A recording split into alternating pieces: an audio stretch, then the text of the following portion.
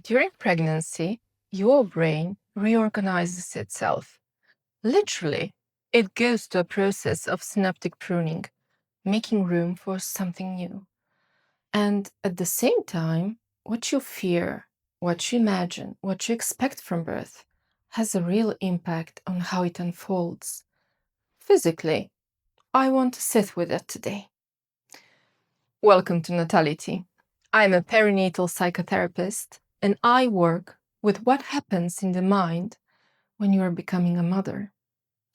This is a space where I share knowledge, clinical and research based, in a way that I hope is genuinely useful for women who are pregnant, for parents, and for those who work alongside them professionally.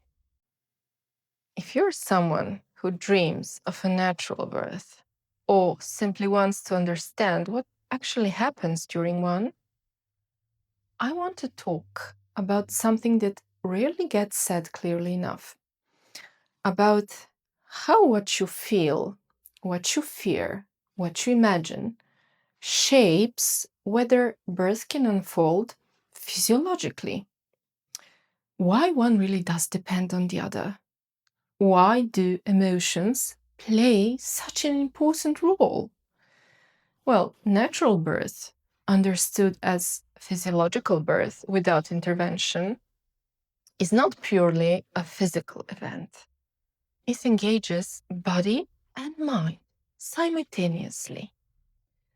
What we feel influences hormones, and hormones influence how birth progresses. In states of intense tension, like fear, helplessness, feeling unsafe, the body responds with stress, which can inhibit the natural mechanisms of birth. Emotions create the internal conditions for birth, just as an environment like lighting, temperature, and the presence of a particular person create the external ones. So together, they determine whether birth can unfold physiologically or not. I want to start with fear because it comes up most often. What are we actually afraid of before birth, and where does it come from? Fear of birth is something very human and very varied.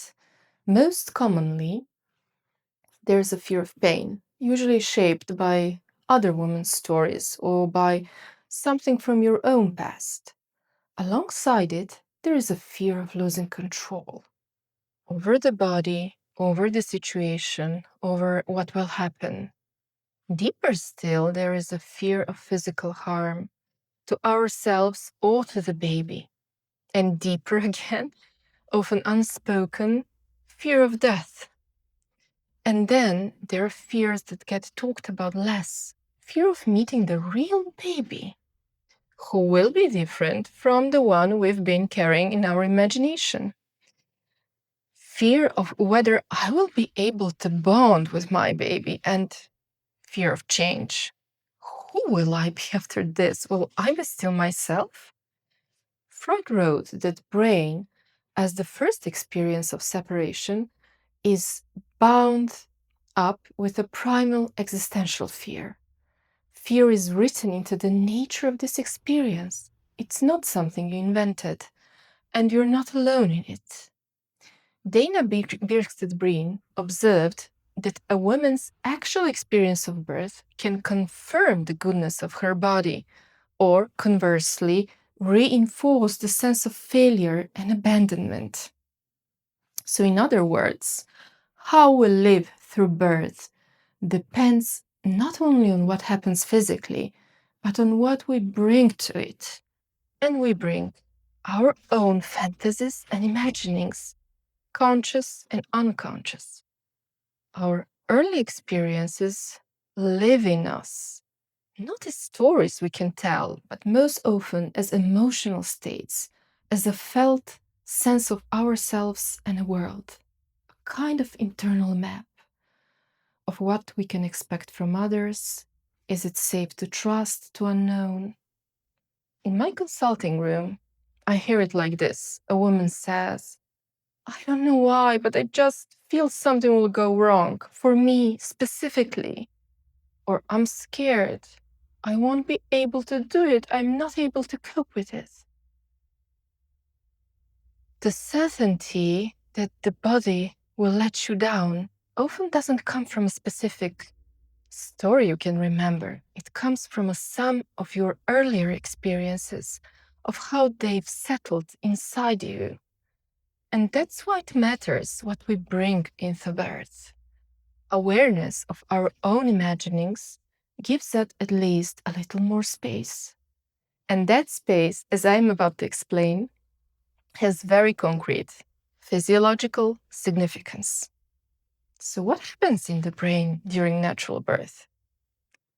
Well, during labor, a mechanism called transient hypofrontality kicks in.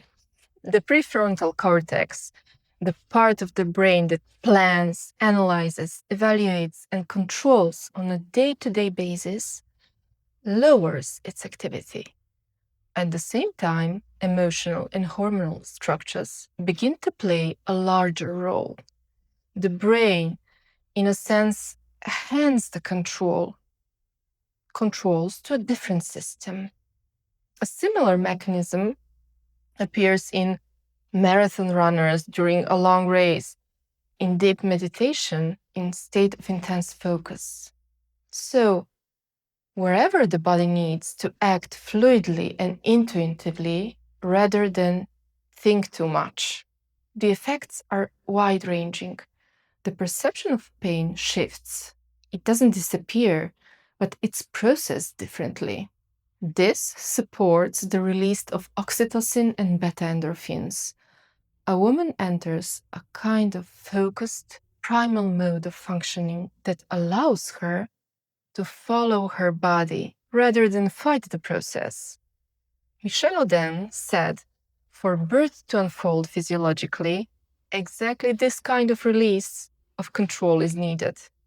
It's not weakness, and it's not a loss of self. It's the condition that makes natural birth possible. Researcher Orly Dan, who works with birthing consciousness, describes this state as a positive peak experiences, with a loss of the sense of time, a merging of action and awareness, deep focus, and a feeling of strength despite mounting pain. Women say afterwards, I was somewhere else, and at the same time more inside myself than I've ever been. Or, I didn't know where I was, but I knew what to do. That's not disorientation, that's birthing consciousness, a brain that has handed over narrative control and it's working in a different mode than usual. So, what does the research tell us? It's worth pausing here on the research because it brings us something important. Coexema and Carmona and their team showed that in first-time mothers, gray matter volume decreases, mainly in areas involved in understanding other people, empathy, reading intentions, recognizing emotional states, what researchers call social cognition networks. And it's not damage, it's pruning in service of specialization. The brain reorganizes in exactly the areas that will be crucial for the relationship with the newborn, as if it's literally making room. Notably, these changes were found only in mothers. They didn't appear in fathers or in women who hadn't been pregnant.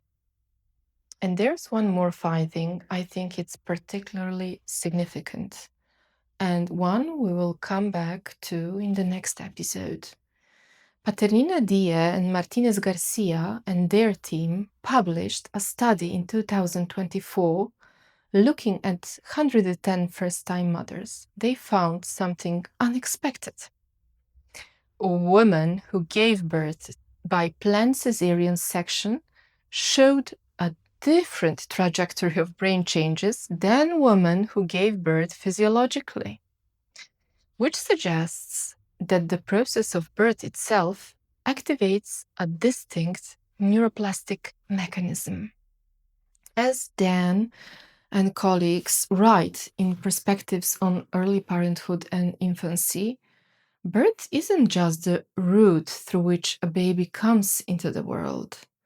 It's an experience that changes a woman's brain, and with it, her identity, in a very concrete way. What allows us to reach the optimal birth state, or not? And this brings us back to the fear and imaginings I started with. For the brain to enter that primal, intuitive mode of functioning, it needs a sense of safety. When fear is very strong and there is nowhere for it to go, the body stays in a state of stress mobilization. And that state works against the physiological birth requires. The smaller our internal resources for whatever reason, the more the environment matters. Whether it's familiar, whether it generates trust, whether there is a relationship with the person who's present, whether there is a room to be yourself with your fear, your history, your own pace. Going back to Dana Breen's words, we enter birth with our imaginings, and those imaginings shape whether fear becomes something we can move through or something we have to defend against. When internal resources are smaller, environment and relationship become more important. They can be what makes it possible to pass through birth, not in spite of fear, but alongside it.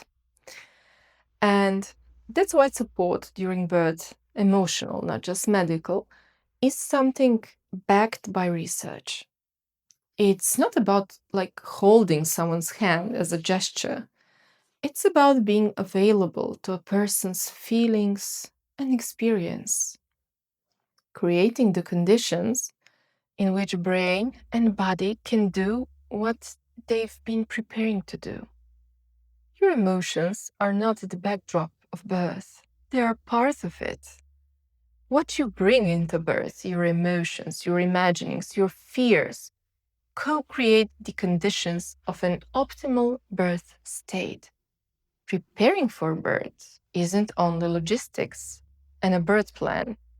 It's also working with what's on the inside, with fears, imaginings, expectations of yourself. So in the next episode, we will go back to the brain, this time more deeply. We will look at what happens to it across the whole of pregnancy, what the latest research on neuroplasticity in the perinatal period tells us, and how you experience birth may become part of the structure of who you are becoming as a mother. This is all for today. See you next time.